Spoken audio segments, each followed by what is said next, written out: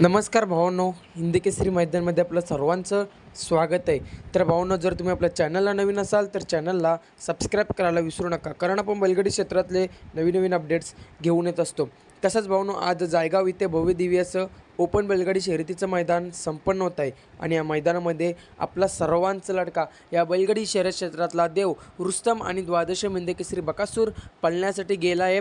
तर नक्कीच भावांनो, तुम्हाला सर्वांना आता प्रश्न पडलेला आहे की नक्कीच भावांनो, बकासूरचा गट क्रमांक किती. तर भावांनो, याचीच व्हिडिओ आपण तुमच्यासाठी घेऊन आलेलो आहे. तर भावांनो, आज असं समजतं आहे की बकासूरचा पायरा कंदूरचा राजा असेल आणि भावांनो, मला देखील अपडेट तीच मिळालेली आहे की बकासूर आणि कंदूर राजा आज आपल्याला पळताना दिसतील. तर वळूया गटाकडे. भावांनो, बकासूरचा गट क्रमांक किती.